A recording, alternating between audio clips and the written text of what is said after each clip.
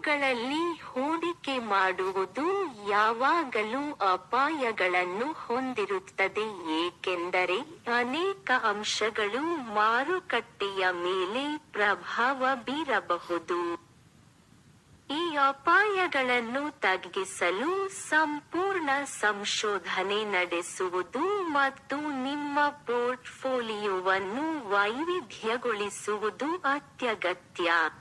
ಆದಾಗ್ಯೂ, ಸ್ಟಾಕ್ ಚಲನೆ ಮತ್ತು ಮೌಲ್ಯದ ಮೇಲೆ ಪರಿಣಾಮ ಬೀರುವ ಕೆಲವು ಅಂಶಗಳು ಸೇರಿವೆ.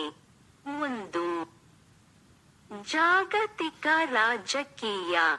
ಸರ್ಕಾರದ ನೀತಿಗಳು, ಅಂತರರಾಷ್ಟ್ರೀಯ ವ್ಯಾಪಾರ ನಿರ್ಧಾರಗಳು ಮತ್ತು ದೇಶಗಳ ನಡುವಿನ ರಾಜತಾಂತ್ರಿಕ ಸಂಬಂಧಗಳು ಷೇರು ಮಾರುಕಟ್ಟೆಯ ಮೇಲೆ ಪರಿಣಾಮ ಬೀರಬಹುದು.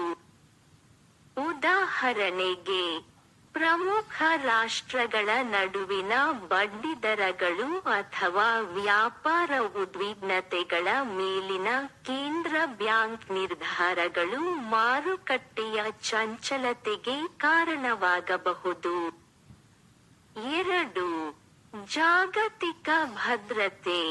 ಉಕ್ರೇನ್ ಅಥವಾ ಮಧ್ಯಪ್ರಾಚ್ಯದಲ್ಲಿರುವಂತಹ ಭೌಗೋಳಿಕ ರಾಜಕೀಯ ಸಂಘರ್ಷಗಳು ಅಥವಾ ಉದ್ವಿಗ್ನತೆಗಳು ಮಾರುಕಟ್ಟೆಯಲ್ಲಿ ಅನಿಶ್ಚಿತತೆಯನ್ನು ಉಂಟುಮಾಡಬಹುದು. ಹೂಡಿಕೆದಾರರು ಅಂತಹ ಸಂದರ್ಭಗಳಲ್ಲಿ ಅಪಾಯಗಳನ್ನು ತಪ್ಪಿಸಲು ಒಲವು ತೋರುತ್ತಾರೆ. ಇದು ಷೇರು ಮಾರುಕಟ್ಟೆಗಳಲ್ಲಿ ಕುಸಿತಕ್ಕೆ ಕಾರಣವಾಗಬಹುದು. 3. ನೈಸರ್ಗಿಕ ವಿದ್ಯಮಾನಗಳು. ಭೂಕಂಪಗಳು, ಚಂಡಮಾರುತಗಳು ಅಥವಾ ಕಾಳ್ಗಿಚ್ಚುಗಳಂತಹ ನೈಸರ್ಗಿಕ ವಿಕೋಪಗಳು ನಿರ್ದಿಷ್ಟ ಕಂಪನಿಗಳು ಮತ್ತು ವಲಯಗಳ ಮೇಲೆ ಪರಿಣಾಮ ಬೀರಬಹುದು.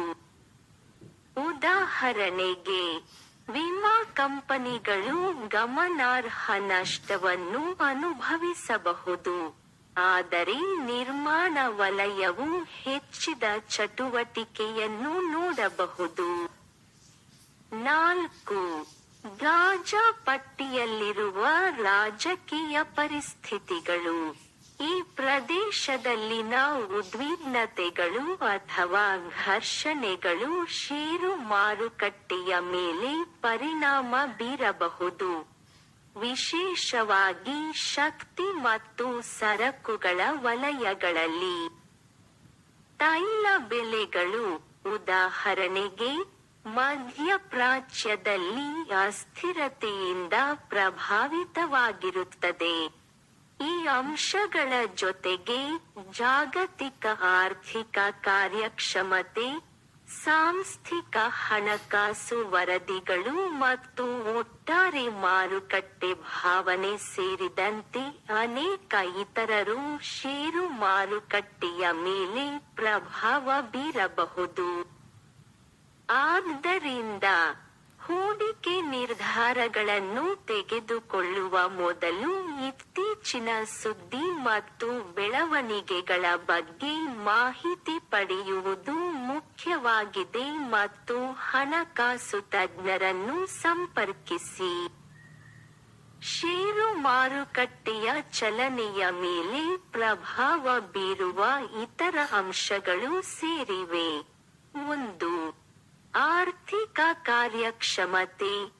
ಜಿಡಿಪಿ ಬೆಳವಣಿಗೆ, ಹಣದುಬ್ಬರ, ನಿರುದ್ಯೋಗ ದರಗಳು ಮತ್ತು ಗ್ರಾಹಕರ ಡೇಟಾದಂತಹ ಆರ್ಥಿಕ ಸೂಚಕಗಳು ದೇಶದ ಆರ್ಥಿಕ ಆರೋಗ್ಯದ ಒಳನೋಟಗಳನ್ನು ಒದಗಿಸಬಹುದು. ಬಲವಾದ ಆರ್ಥಿಕತೆಯು ಸಾಮಾನ್ಯವಾಗಿ ಸ್ಟಾಕ್ ಮಾರುಕಟ್ಟೆಯನ್ನು ಹೆಚ್ಚಿಸುತ್ತದೆ, ಆದರೆ ಕಳಪೆ ಡೇಟಾ ಕುಸಿತಕ್ಕೆ ಕಾರಣವಾಗಬಹುದು. 2. ಕಾರ್ಪೊರೇಟ್ ಹಣಕಾಸು ವರದಿಗಳು. ಆದಾಯದ ಹೇಳಿಕೆಗಳು, ಆದಾಯಗಳು ಮತ್ತು ಕಂಪನಿಯ ದೃಷ್ಟಿಕೋನಗಳು ಸ್ಟಾಕ್ ಬೆಲೆಗಳ ಮೇಲೆ ಪ್ರಭಾವ ಬೀರಬಹುದು. ಉದಾಹರಣೆಗೆ, ಕಂಪನಿಯು ನಿರೀಕ್ಷೆಗಿಂತ ಹೆಚ್ಚಿನ ಆದಾಯವನ್ನು ವರದಿ ಮಾಡಿದರೆ ಅದರ ಸ್ಟಾಕ್ ಬೆಲೆ ಏರಿಕೆಯಾಗಬಹುದು. 3. ವಿತ್ತೀಯ ನೀತಿ, ಬಡ್ಡಿದರಗಳು, ಪರಿಮಾಣಾತ್ಮಕ ಸರಾಗಗೊಳಿಸುವಿಕೆ ಅಥವಾ ಇತರ ವಿತ್ತೀಯ ನೀತಿಗಳ ಮೇಲಿನ ಕೇಂದ್ರ ಬ್ಯಾಂಕ್ ನಿರ್ಧಾರಗಳು ಷೇರು ಮಾರುಕಟ್ಟೆಯ ಮೇಲೆ ಪ್ರಭಾವ ಬೀರುವ ದ್ರವ್ಯತೆ ಮತ್ತು ಎರವಲು ವೆಚ್ಚಗಳ ಮೇಲೆ ಪರಿಣಾಮ ಬೀರಬಹುದು. 4. ಜಾಗತಿಕ ಮಾರುಕಟ್ಟೆ ಟ್ರೆಂಡ್ಗಳು. ಜಾಗತಿಕ ಷೇರು ಮಾರುಕಟ್ಟೆಗಳು ಪರಸ್ಪರ ಸಂಬಂಧ ಹೊಂದಿವೆ. ಯುಎಸ್, ಯುರೋಪ್ ಮತ್ತು ಏಷ್ಯಾದಂತಹ ಪ್ರಮುಖ ಮಾರುಕಟ್ಟೆಗಳಲ್ಲಿನ ಕಾರ್ಯಕ್ಷಮತೆಯು ಇತರ ದೇಶಗಳಲ್ಲಿನ ಷೇರು ಮಾರುಕಟ್ಟೆಗಳ ಮೇಲೆ ಪ್ರಭಾವ ಬೀರಬಹುದು. 5.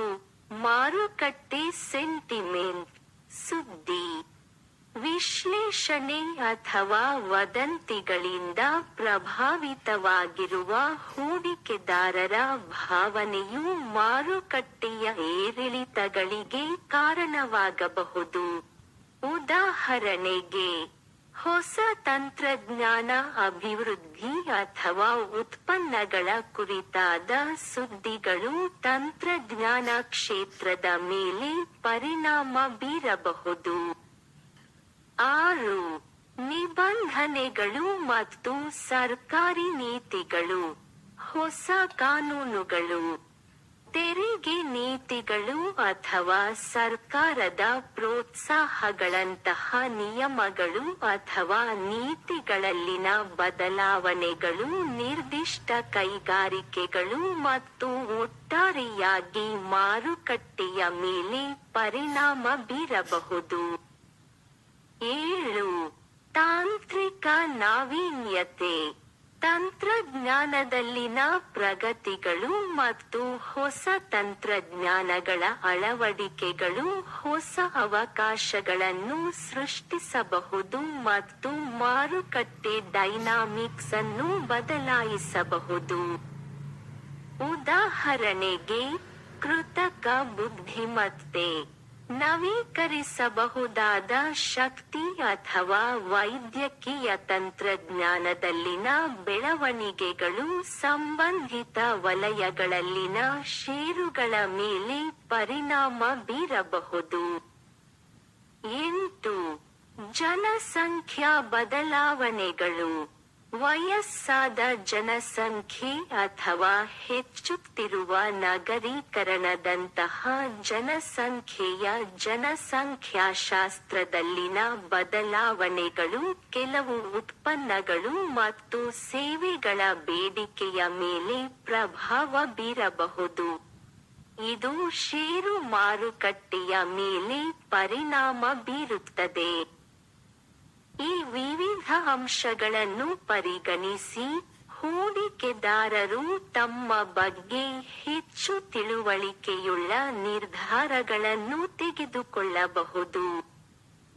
ಸ್ಟಾಕ್ ಮಾರುಕಟ್ಟೆ ಹೂಡಿಕೆಗಳು ಸಾಮಾನ್ಯವಾಗಿ ಯಾವ ಷೇರುಗಳು ಮೌಲ್ಯದಲ್ಲಿ ಏರಿಕೆಯಾಗುತ್ತವೆ ಎಂಬುದನ್ನು ನಿಖರವಾಗಿ ಊಹಿಸುವುದು ಸವಾಲಿನ ಸಂಗತಿಯಾಗಿದೆ, ಏಕೆಂದರೆ ಸ್ಟಾಕ್ ಮಾರುಕಟ್ಟೆಯು ಅನೇಕ ವೇಗವಾಗಿ ಬದಲಾಗುತ್ತಿರುವ ಅಂಶಗಳಿಂದ ಪ್ರಭಾವಿತವಾಗಿರುತ್ತದೆ.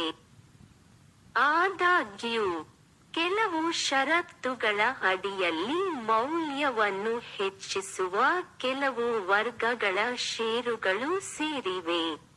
1. ತಂತ್ರಜ್ಞಾನ ಸ್ಟಾಕ್ಗಳು.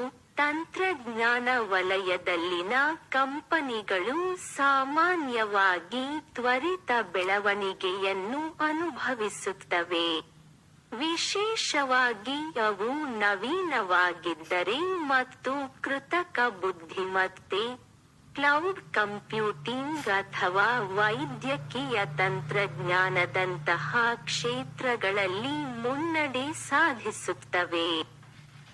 2.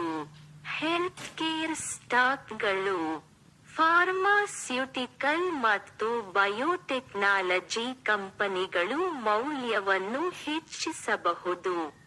ವಿಶೇಷವಾಗಿ ಅವರು ಯಶಸ್ವಿ ಹೊಸ ಔಷಧಗಳು ಅಥವಾ ವೈದ್ಯಕೀಯ ತಂತ್ರಜ್ಞಾನಗಳನ್ನು ಅಭಿವೃದ್ಧಿಪಡಿಸಿದರೆ. 3. ಗ್ರಾಹಕ ಷೇರುಗಳು ಆರ್ಥಿಕತೆಯು ಪ್ರಬಲವಾಗಿದ್ದರೆ ಮತ್ತು ಗ್ರಾಹಕರು ಹೆಚ್ಚಿನ ಕೊಳ್ಳುವ ಶಕ್ತಿಯನ್ನು ಹೊಂದಿದ್ದರೆ ಗ್ರಾಹಕ ಸರಕುಗಳು ಮತ್ತು ಚಿಲ್ಲರೆ ವಲಯಗಳಲ್ಲಿನ ಕಂಪನಿಗಳು ಬೆಳೆಯಬಹುದು. 4. ನವೀಕರಿಸಬಹುದಾದ ಇಂಧನ ಸ್ಟಾಕ್ಗಳು ಹವಾಮಾನ ಬದಲಾವಣೆಯ ಅರಿವು ಮತ್ತು ಶುದ್ಧ ಶಕ್ತಿಯತ್ತ ಜಾಗತಿಕ ತಳ್ಳುವಿಕೆಯೊಂದಿಗೆ ಸೌರ ಮತ್ತು ಗಾಳಿಯಂತಹ ನವೀಕರಿಸಬಹುದಾದ ಇಂಧನ ವಲಯದ ಕಂಪನಿಗಳು ಹೆಚ್ಚಿದ ಮೌಲ್ಯವನ್ನು ಕಾಣಬಹುದು. 5. ರಕ್ಷಣಾತ್ಮಕ ಸ್ಟಾಕ್ಗಳು ಆಹಾರ, ಪಾನೀಯಗಳು ಮತ್ತು ಉಪಯುಕ್ತತೆಗಳಂತಹ ಅಗತ್ಯ ಸರಕುಗಳು ಮತ್ತು ಸೇವೆಗಳನ್ನು ಒದಗಿಸುವ ಕಂಪನಿಗಳು ಸ್ಥಿರವಾಗಿರುತ್ತವೆ ಮತ್ತು ಆರ್ಥಿಕ ಬಿಕ್ಕಟ್ಟುಗಳನ್ನು ತಡೆದುಕೊಳ್ಳಬಲ್ಲವು. ತಮ್ಮ ಸ್ಟಾಕ್ಗಳನ್ನು ಹೆಚ್ಚು ಸ್ಥಿರವಾಗಿ ಮತ್ತು ಸಂಭಾವ್ಯವಾಗಿ ಏರುವಂತೆ ಮಾಡುತ್ತದೆ. 6. ಹಣಕಾಸು ಸ್ಟಾಕ್ಗಳು ಬ್ಯಾಂಕ್ಗಳು ಮತ್ತು ಇತರ ಹಣಕಾಸು ಸಂಸ್ಥೆಗಳು ಹೆಚ್ಚುತ್ತಿರುವ ಬಡ್ಡಿದರಗಳು ಅಥವಾ ಕ್ರೆಡಿಟ್ ಬೆಳವಣಿಗೆಯನ್ನು ಬೆಂಬಲಿಸುವ ಆರ್ಥಿಕ ನೀತಿಗಳಿಂದ ಪ್ರಯೋಜನ ಪಡೆಯಬಹುದು. ಆದಾಗ್ಯೂ, ಷೇರುಗಳಲ್ಲಿ ಹೂಡಿಕೆ ಮಾಡುವುದು ಯಾವಾಗಲೂ ಅಪಾಯಗಳನ್ನು ಒಳಗೊಂಡಿರುತ್ತದೆ ಎಂಬುದನ್ನು ನೆನಪಿಟ್ಟುಕೊಳ್ಳುವುದು ಅತ್ಯಗತ್ಯ. ಮತ್ತು ಸಂಪೂರ್ಣ ಸಂಶೋಧನೆಯನ್ನು ನಡೆಸುವುದು ಮತ್ತು ನಿಮ್ಮ ವೈವಿಧ್ಯತೆಯನ್ನು ವೈವಿಧ್ಯಗೊಳಿಸುವುದು ಮುಖ್ಯವಾಗಿದೆ. ಈ ಅಪಾಯಗಳನ್ನು ಕಡಿಮೆ ಮಾಡಲು ಬಂಡವಾಳ ಹೂಡಿಕೆ ನಿರ್ಧಾರಗಳನ್ನು ತೆಗೆದುಕೊಳ್ಳುವ ಮೊದಲು ಹಣಕಾಸು ಸಲಹೆಗಾರರನ್ನು ಸಂಪರ್ಕಿಸುವುದು ಸೂಕ್ತ. ಷೇರುಗಳಲ್ಲಿ ಹೂಡಿಕೆ ಮಾಡುವುದು ಯಾವ